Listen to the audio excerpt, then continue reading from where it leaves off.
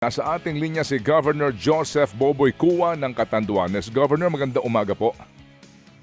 Good morning, Ted. Good morning, PJ Tata.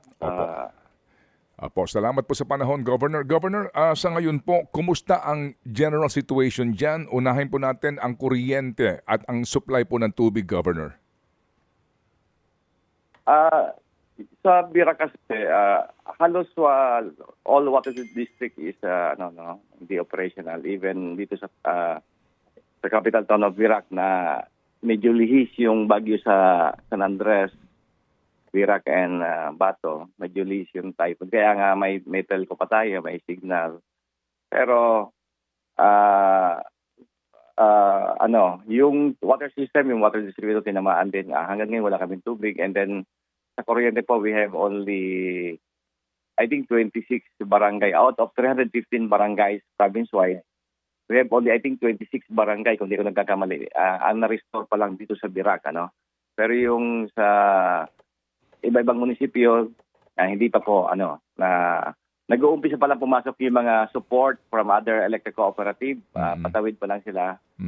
Kaya, hopefully, within few weeks, baka kung hindi buwan, linggo, baka paunti-unti makarecover na yung may balik na yung linya ng kuryente. Ay sana nga po, kasi mabigat na hamon yan, yung pagtatayo ng bagong poste, paglilinya po ng bagong mga kable. Governor, kumusta po ang supply ng petrolyo?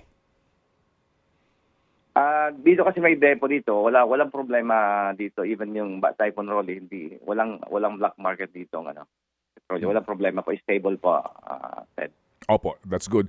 Governor, so far po naman, ilan po ang report ng inyo pong casualties o kaya po naman injured?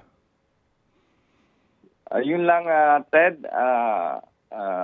Nung pumunta nga si Presidente the other day,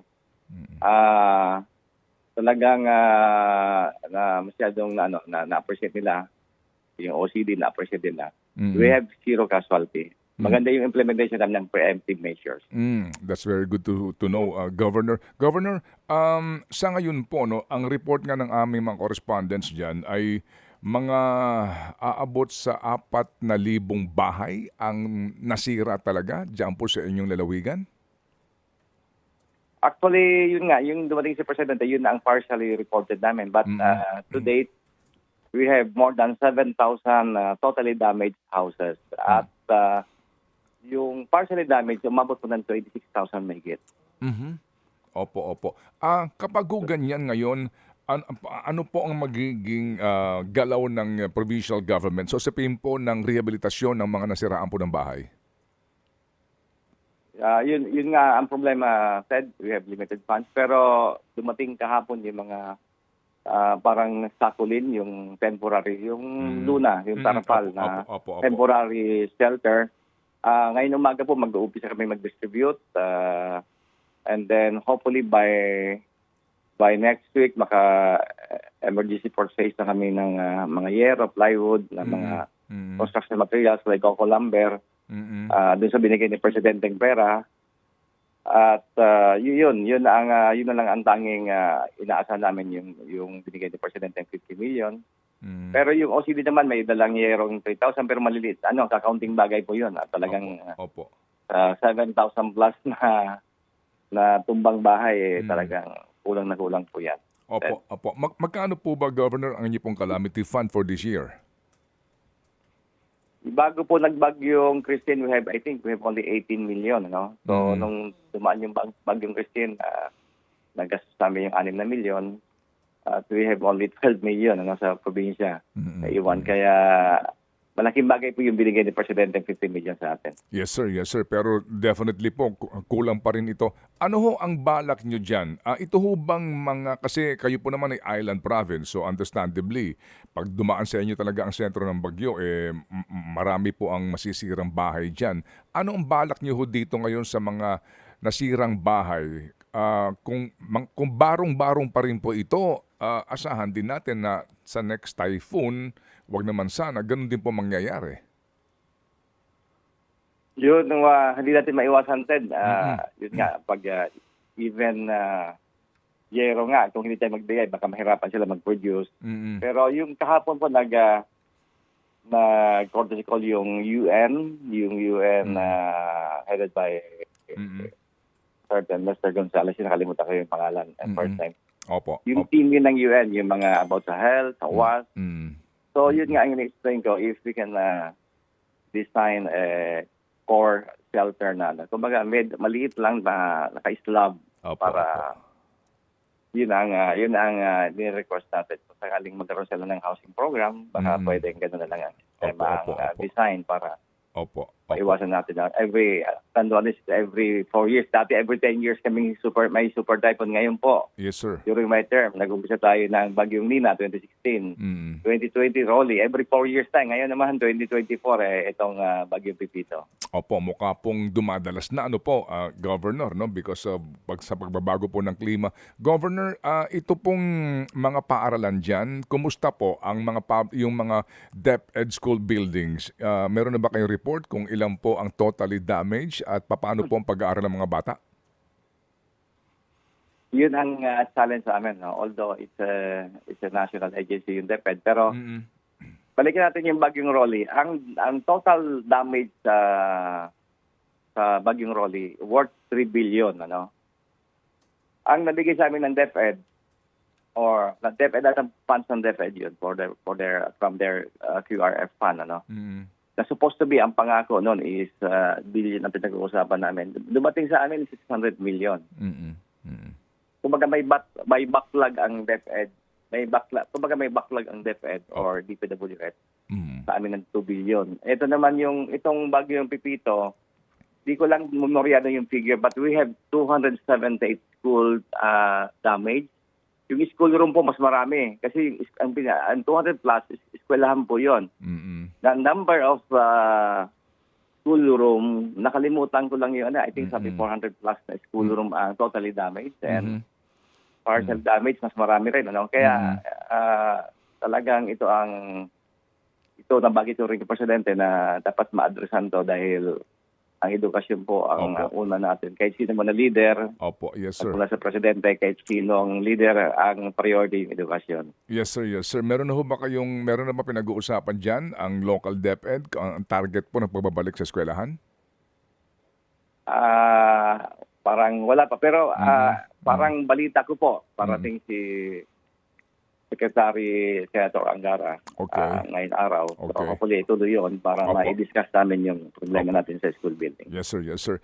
Sir, kumusta po ang inyong ospital? Tinamaan din ba ang provincial hospital po ninyo? May mga district hospital na may mga counting damage sa bubong pero operational naman po, wala kaming problema sa hospital. Nag-generator lang po, yun lang ang namin. Pero may mga generator naman yung mga hospital natin. Opo. Lahat ho ba ng mga barangay na nangangailangan ng pagkain naabot na, Governor? Kasi malungkot man pong sabihin. Go ahead sir, go ahead po. Opo. Yeah, sorry. Yun nga, just after the time kung dumating si Secretary Rex Gatchalian at the following day, yung araw na yun, mga 10,000 ang more or less 10,000 food packs ang dumating by C-130 from regional office ng DSWD. Tuloy-tuloy po yung dating hanggang ngayon po tuloy-tuloy ang dating ng food packs na kung saan tuloy-tuloy naman ang aming distribution. Opo. Pero naabot na po lahat ng barangay, na as in kasi malungkot pong minsan pag panoorin yung kababayan po natin na nananawagan ng pagkain o tubig, parang ang dating po hindi pa sila naaabutan po ng tulong, Governor. Maaaring hindi pa lahat naaabutan, pero yun nga, yung galing sa DSWD, doon dumating sa akin, binigay ko kaagad at tinawagan ko yung mga mayor, pinadala yung mga truck nila at bigay kami. Kahapon naman, via chopper, may islet kami rito, somewhere in Karamuran, Palubanes Island, nag-early po yung yung chopper dito. Opo. O sige po. So Governor, sa ngayon po, alam po namin na hindi po talaga sasapat itong mga dumadating na tulong ngayon diyan, bagamat nagbabayanin na po marami mga foundation. So far po, Governor, sa ngayon, ano pa rin po ang inyong lubos na pangangailangan para lang ho sa ating panawagan? More on again, Ted, more on construction materials. Kasi sa dami ng nasiraan ng bahay, Siguro after the relief, siguro recovery, good tayo. Yung mga pangangailangan natin sa rebuilding ng bahay na kung saan umaasa sila sa tulong ng national government at mga NGOs, mga foundation na gustong tumulong sa atin. Opo. Yung bang chuchi na andyan na? Hindi pa po, pero nauna tayo yung ABS-CBN, Opo. GMA na rito. Opo. At pati po yata itong aming kasamahan din dito, no, sila Menchi Silvestre, ay naandyan na rin po sa lugar, no, itong Alagang Kapatid Foundation para nga po magtulong-tulong. Governor, yung pong hanap buhay, trabaho ng inyong mga kababayan, kumusta po? Paano ho ngayon ito? Ano ba ang pangunahin pong pinakakitaan dyan? Kasi ang damage namin sa agriculture is umabot ng 1.1 billion. Kasi ang abaka, ang main agricultural product namin is abaka. Kung saan we are, kumaga ang proceed namin from abaka, ang sales namin sa abaka is more than 100 million a month.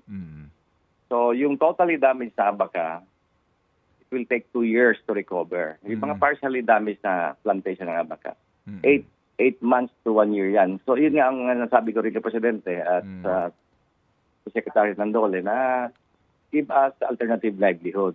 Yung nangyari sa Roli, nangako nagbigay ang DA ng tawag ito, nangako ng 150 million pero dumating sa amin 60 plus million.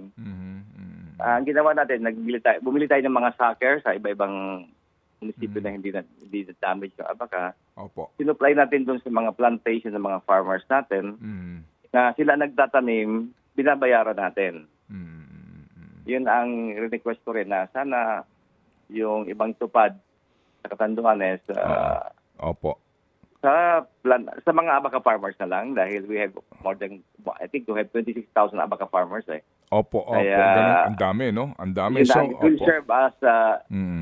serve as alternative livelihood. At the same time, nare-recover natin, inaayos natin yung nasirang plantation ng abaka. Opo. Yung nga pong ideal, yung